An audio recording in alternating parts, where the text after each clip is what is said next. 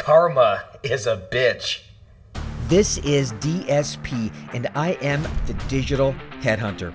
Digital headhunters are the new breed of recruiter who don't belong in three-piece suits and prefer freedom and impact more than expensive business cards.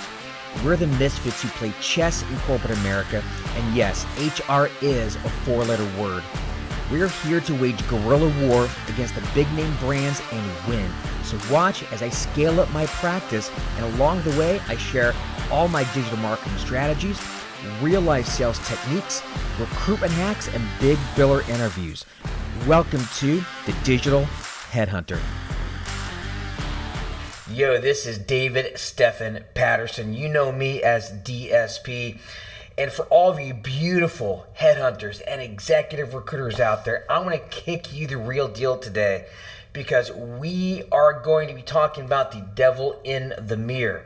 Look, if you are not satisfied in your life and your career, if it hasn't gone the way you've wanted it, you're not living your dream life, your dream career, your business hasn't taken off the way you wanted it to be, there's a lot of surface level things, of course, you can look at your prospecting efforts, your sales process, and believe me, I've got tons of material on that. But one thing that people generally don't look at is the devil that is in the mirror, and that is you. See, when you point your finger and blame somebody else or something else, oftentimes you have three fingers pointing back at you. Somebody told me that once, and it's always stuck with me, right? Usually, people's fears and their judgments and their insecurities are an outward reflection of how they think and feel on the inside. Here's an example. If you judge others, if you criticize others, then typically you are going to be afraid to do things that might cause others to criticize you, like put yourself out there or start a business, right? If you don't invest in yourself, others won't invest in you. If you're an a-hole to your vendors, well, your clients will be a-holes to you. If you ghost your candidates, if you ghost your clients, then you will get the same in return.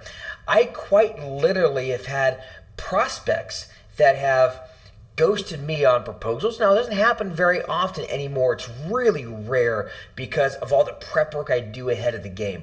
But it does happen. They do slip through. And it's funny because I'll see those same people, those same recruiters, will complain about candidates and clients and prospects ghosting them. The kind of client you are is the kind of client that you will attract. I try to screen those people out as much as I can, but again, it still happens. Heck, I've had clients who will complain about how their clients are cheap, don't pay their bills on time or at all, are a-holes and are really hard to work with, but unfortunately, those are typically the people that are cheap, don't pay their bills, if at all, on time. They're a-holes and they're hard to deal with. So you have to really look at the person in the mirror, but it really goes beyond that.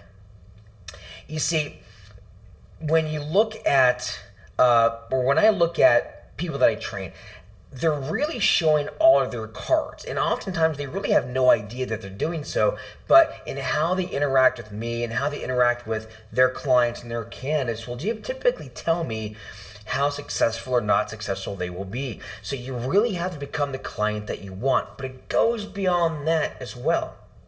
You see, it's not just being the client that you want. And no, this isn't just a cheap ploy to try to get you to not ghost me. But in all seriousness, the way you show up in your life is the way that you show up in your work. For example, if you have a messy bed, you typically have a messy mind.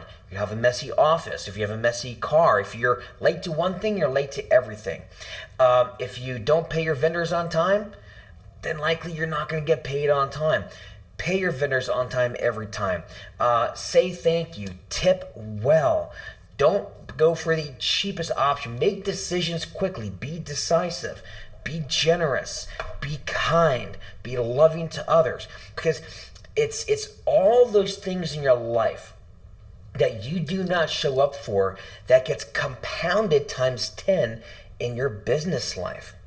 If if your business isn't on track, and again, there's lots of things you can fix in your business, but if you don't fix the core of who you are, if you don't have that relationship that you want with your son or your daughter or your spouse, or you're not staying in touch with your friends, if your life is out of order, if your finances are out of order, then that's going to show up in your business. If your health is out of order, it's going to show up in your business. How you show up to the gym is how you show up to work. Just like when I spoke about yesterday, when I spoke about standards, you are your lowest set of standards, not your highest dreams. So it's imperative that you raise your standards, because otherwise, all you're going to be is a dreamer that never accomplishes jack shit. So you need to make sure that you're raising your standards, and that becomes not hitting the snooze button, making your bed, being a good father, being a good mother, being a good spouse. If you don't have the relationship you want with your spouse, instead of pointing the finger at them, maybe point the finger at yourself. What can you change? In fact, a good rule of thumb in life in general is if something is not going well in your life, if something's out of order, before you point the finger at anything else, first point the finger at yourself. Ask yourself, what do I need to change? Do not expect anybody to make a change until you are willing to make that change. Like I said, karma, she could be a real bitch. Now, I'm not one to try to sell you on this maybe spiritual concept of karma, but I will tell you that the way that you treat yourself, the way that you treat others, the way you treat your life, your body, your house, your car, all that shows up in how you present to the world.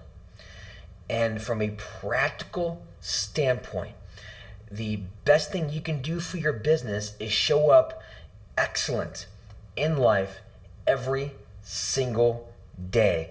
Every single day, you're being put to the test. Every single day is your command performance. Every single day counts. Every single day counts. So, as far as the action item for today, take a hard look at your life and look at areas of your life that have kept you unsatisfied. It could be your relationship. It could be that you always feel like you have a messy house. It could be that your finances aren't in order.